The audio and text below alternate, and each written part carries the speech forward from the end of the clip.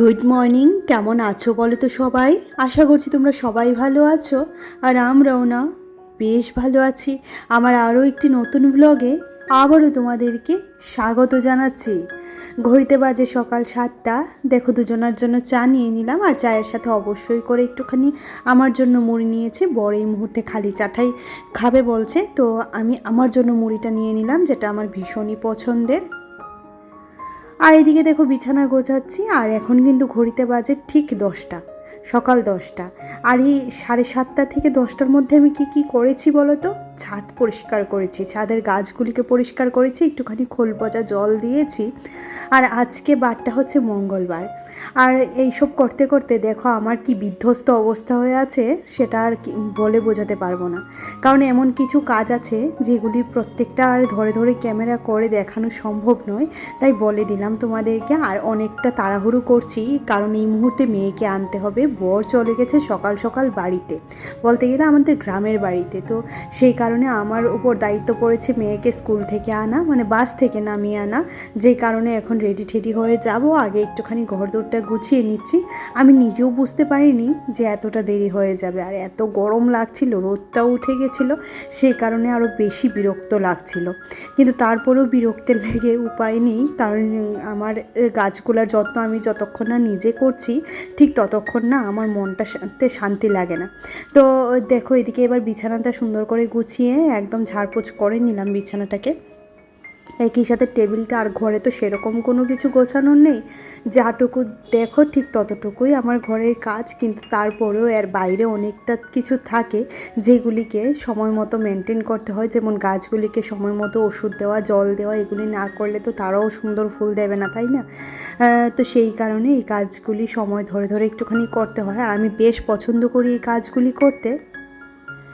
একই সাথে দেখো এবার এ ঘরে চলে এসেছি, আর এখানে মেয়ের গামছাটাকে একটুখানি এখানে রেখে দিচ্ছি খাটের স্ট্যান্ডে। যদিও বা আমি খাটের স্ট্যান্ডে কোনো ধরনের জামা কাপড় রাখতে পছন্দ করি না, কিন্তু এই মুহূর্তে গামছাটা রেখেছি কারণ ও এসেই স্নান করবে।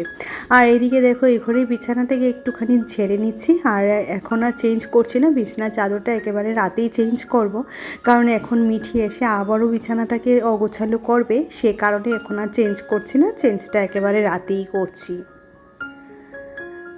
তো সমস্ত কিছু গোছগাছ সুন্দর করে নিয়ে দেখো, এই যে 10টা থেকে 10:30টার মধ্যে, মানে আমার যে কী পরিমাণে খাটনি হয়েছে এই কাজগুলি করতে, তোমরা হয়তো বা দেখলে বুঝতে পারছো। আর এখনও অবধি তো রান্নাও করিনি, যেহেতু বর বাড়িতে নেই, সেরকম বিশেষ কিছু রান্না করছি না। যতটুকুই যা করব রান্না তো করতেই হবে, তাই না?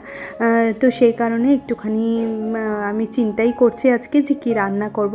সকালে একটুখানি ডাল ভিজিয়ে রেখেছিলাম ডালের বড়া করার জন্য, তো আজকে ভাত, ডালের বড়া আর ডিম সেদ্ধই করব। আর মেয়ে তো ডিম সেদ্ধর সাথে একটুখানি ঘি হলে খেয়ে নেয়, তার কোনো সেরকম অসুবিধে হয় না। আর এদিকে দেখো ঘরগুলোও ঝাড়ু দিতে চলে এসেছি। ঘরগুলো এই মুহূর্তে মোছার একদমই সময় নেই, কারণ অনেক তাড়াহুড়ো করে কাজকর্ম করছি।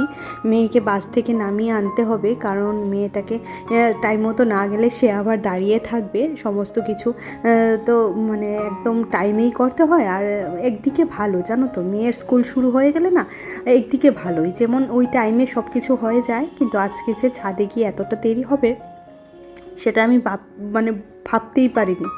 আর এদিকে এই ঘরটাও সুন্দর করে ঝাড়ু দিয়ে নিচ্ছি। এবার মুখ হাত পা ধুয়ে নিজে রেডি হব, তারপর যাব মেয়েকে বাস থেকে নামিয়ে আনতে। আর একা ঘরে কাজ করতে কিন্তু আমার সবসময় বরাবরই ভীষণ ভালো লাগে জানো তো। একা ঘরে ওই কথা না বলে অনেকটা কাজ এগিয়ে যায়, কিন্তু কথা না বললে। আর ঘরে কেউ থাকলে, ওই মিঠির বাবা থাকলেই না আমার অনেকটা কাজের দেরি হয়ে যায়, কিন্তু তারপরেও ও থাকলে এই কাজটা তো ওই করতো। মেয়েকে নিয়ে আসা, দিয়ে আসা, সমস্ত কিছু ওর উপরেই পড়ে। যদিও বা আজকে বিকেলে ওর কোনো বাইরের টিচার নেই, সেই কারণে আর ওই টিচারের বাড়ির ঝামেলাটা আজকে পড়ছে না। আর এদিকে দেখো আমি রেডি হয়ে গেছি, এবার রেডি হয়ে চলো ওকে নিয়ে আসি। আর যাওয়ার আগে একটুখানি লিপ গার্ড দিয়ে নিচ্ছি। আর অবশ্যই অনেকটা কাজ করে এসেছি তো, বিশেষ করে ছাদের গাছগুলিকে পরিষ্কার করে এসেছি, তাই একটুখানি বোরোলিন আমি হাতে মেখে নিচ্ছি। নাহলে ওই হাতটা না ভীষণ টানছে, ঠান্ডা যাওয়ার পরে ওই মানে এত খসখসে ভাব, এত হাত ফাত টানছে যে কি বলবো। আর এদিকে চলো এবার পার্সটা নিয়ে মেয়েকে নিয়ে আসি। আর ওকে আনার সময় কোনো ভিডিও করতে পারছি না। তো দেখো এদিকে মেয়েকে নিয়ে আমি বাড়ি চলে এসেছি। এবার ও গিয়ে ড্রেস চেঞ্জ করবে, তারপর ওকে একটুখানি গ্লুকোজ গুলে দেবো। আর এদিকে হঠাৎ করে আবার দেখতে পাচ্ছ ছাদে চলে এসেছি, কারণ এখান থেকে কিছুটা বিলিতি ধনেপাতা নিচ্ছি। যখন ধনেপাতা, দেশি ধনেপাতাটা ঘরে অ্যাভেলেবেল থাকে না, তখন এগুলি কিন্তু বিপদের বন্ধু। সবার বাড়িতেই কিন্তু একটু আধটু গাছ থাকে, তাই না? আর আমিও এরকমভাবে কয়েকটা গাছ লাগিয়ে রেখেছি, বেশ ভালোই হয় ধনেপাতা। আর এদিকে দেখো ধনেপাতাটা কেটে কেন নিলাম বলো তো, ওই ডালের বড়াতে দেওয়ার জন্য। তো এখানে পেঁয়াজ, কাঁচা লঙ্কা, একটুখানি ধনেপাতা, নুন, হলুদ সমস্তটাই দিয়ে দিয়েছি। এবার ঠিক এরকমভাবে ডালের বড়াটাকে ভেজে নেব। আর ডালের বড়া, গরম ভাত, আর তো কিছু চাই না সেরকম। তো মিঠি একটুখানি ঘি দিলে ডিম সেদ্ধ আর ডালের বড়া দিয়ে ভাত খেয়ে নেবে। যদিও ওর নাকি দাঁতে ব্যথা করছিল, কিছু মানে কয়েকটা দাঁত ওর ব্যথা করছিল, একটুখানি দাঁত পড়বে পড়বে মনে হচ্ছে। তো দাঁতটা পড়ে গেলেই ভালো হতো, কিন্তু এই মুহূর্তে তার খেতে একটুখানি অসুবিধাই হচ্ছে। আর এদিকে দেখো বড়াগুলিকে একটু উল্টে পাল্টে ভালো করে একটুখানি ভাজা ভাজা করে নিচ্ছি। আর একটুখানি কড়মড় কড়মড় করে করব, কারণ একটুখানি মুচমুচে বড়া আমার ভীষণই পছন্দের। আর এদিকে সমস্ত কাজ বলতে গেলে গ্যাসটা পরিষ্কার করে নিয়েছি, বাসনও ধুয়ে নিয়েছি, আজকে আর সেটা শেয়ার করা হয়নি। একই সাথে দেখো ঘরটাও মুছে নিচ্ছি, কারণ স্নানের টাইম অনেকক্ষণ আগেই পেরিয়ে গেছে। এখন স্নান না করলে না শরীরটা একদম এত খারাপ লাগছে যে কি বলি। আর স্নান করে ইচ্ছা আছে একটুখানি আজকে শোয়ার, কারণ একটুখানি রেস্টটা কমই হচ্ছে। তারপর এদিকের ঘরটাও মুছতে চলে এলাম। আর ঘরটাও মোছা হয়নি, মেয়েকে স্নানে পাঠিয়েছি, ও স্নান করে চলে আসবে, তারপর ওকে খেতে দেব। তো চলো কাজগুলি করতে করতে একটুখানি কমেন্ট পড়ে নেওয়া যাক। তো আমার গত ভ্লগে রুম্পা দিদিভাই কমেন্ট করেছে, তোমার গলার আওয়াজ শুনে বোঝা যাচ্ছে তুমি খুব ক্লান্ত, সংসারের সাথে নিজের খেয়াল রেখো, ভালো থেকো। অসংখ্য ধন্যবাদ দিদিভাই। আসলে কি বলো তো, তোমরা আমাকে এতটা কাছ থেকে মানে কাছ থেকে জেনে গেছো, চিনে গেছো, যে এখন আমার কথার শব্দ বা আমার কথার ভঙ্গিতেই তোমরা বুঝে যাও সত্যি এটা কি মনে হয় যে সত্যিকারের ভালোবাসা বলে, তাই না? আর তোমরা যেরকমভাবে সাপোর্ট করছো, যেরকমভাবে ভালোবাসা দিচ্ছ, তার জন্য কিন্তু ধন্যবাদ দিয়ে ছোট করছি না, কিন্তু তারপরেও অসংখ্য অসংখ্য ধন্যবাদ জানাচ্ছি দিদিভাই। আর এদিকে দেখো মেয়ের জন্য ভাতটা মেখে নিচ্ছি, একটুখানি লবণ দিয়ে দিয়েছি। ও ডিমটা খাবে তো তার জন্য লবণ দিয়েছি, না হলে মেয়ে আমার ভাতের পাতে কখনোই লবণ খায় না। তারপর এর আগের দিনের ব্লগে একটা কমেন্ট এসেছে, আমার ডেইলি লাইফ কুকিংয়ের দিদিভাই কমেন্ট করেছে, এত মন দিয়ে কাজ করছো নিশ্চয়ই সফলতা পাবে, শুধু মাঝে মধ্যে ইউটিউব ভীষণ বোরিং লাগে, খেটে খুঁটে যখন ভিউজ ডাউন হয়ে যায়, সাবস্ক্রাইবার কেটে যায়, তখন সত্যিই ভালো লাগে না। আমার সাথে অনেকেই একমত এ ব্যাপারে। যাক, এটা চলতেই থাকবে। দাদাকে শুভ জন্মদিনের অনেক শুভেচ্ছা, আগামী দিনগুলি আরও ভালো কাটুক। দারুণ হয়েছে রান্নাবান্নার সুতপা, অসংখ্য ধন্যবাদ দিদিভাই। আর এদিকে কমেন্ট পড়তে পড়তে দেখো এটা হচ্ছে রাত্রিবেলা, তখন বাজে রাত 9টা। আমি এখন দু ঘরেরই ব্যাড কভারটা চেঞ্জ করছি, কারণ আগামীকালকে এগুলিকে ধুয়ে দেব। আর ভালো লাগছে না, সারাদিনে এতটা ক্লান্তির পর আজকে একটু দুপুরবেলা শুয়েছিলাম জানো তো, তাই একটুখানি ভালোই লাগছে বলতে গেলে। তো এদিকে দেখো মেয়ে আবার বালিশের ভেতরে একটা বই ঢুকিয়ে রেখেছিল, ওর নাকি রাত্রেবেলা আজে বাজে স্বপ্ন আসে, সেই কারণে ও আমার বালিশেও ঢুকিয়ে রেখেছে জানো তো ওই বই। তো ওর মনের ব্যাপার। হ্যাঁ, আর আমি একবার বলেছিলাম যে বই নিয়ে ঘুমবি, রাত্রে যখন ঘুম আসে না, উল্টোপাল্টা স্বপ্ন দেখিস, তাহলে বই নিয়ে ঘুমবি। তো বই নিয়ে ঘুমানোর কারণে কি হয়েছে বলো তো, ওর যখন ঘুম না পায় ও আবার বইটা একটুখানি পড়ে দেখলাম। তো ভালোই হয়েছে, একটুখানি বইয়ের নেশা থাকাটা ভালো। ছোটোবেলায় আমারও ভীষণ বইয়ের নেশা ছিল, আমিও ভীষণ গল্পের বই পড়তে ভালোবাসতাম, কিন্তু এখন এই নেশা যে কোথায় উড়ে গেছে।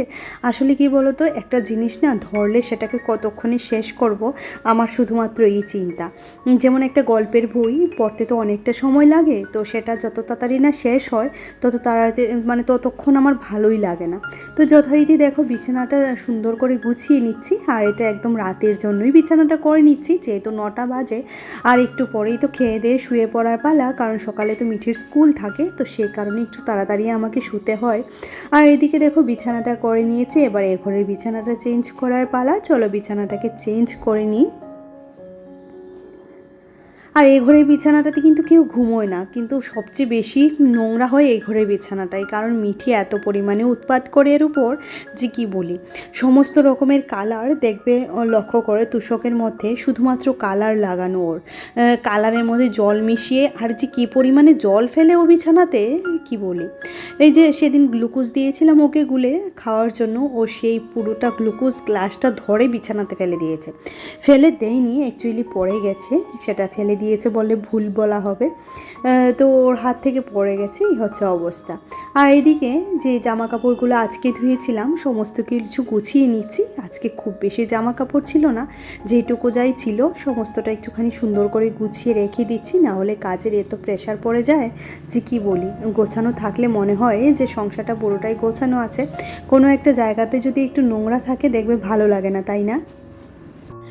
আর আমরা যারা নিজের কাজ নিজেরা করতে ভালোবাসি তারা দেখবে যখনই একটুখানি সংসারের সময় পাই ঠিক তখনই মনে হয় এটা গোছাই সেটা গোছাই, তাই না?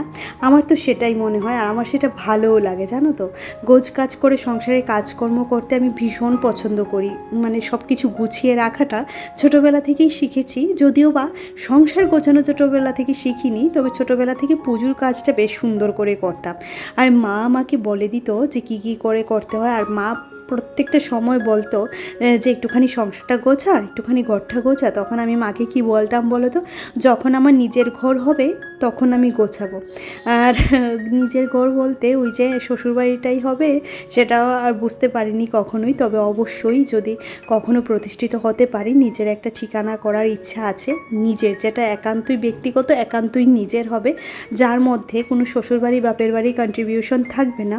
সেটা আমার একটা ইচ্ছে, জানো তো। কারণ মেয়েদের তো নিজের বলে কিছুই নেই, সমস্তটাই বাপের বাড়ির আর সমস্তটাই শ্বশুর বাড়ির, যেটা আমার মনে হয়।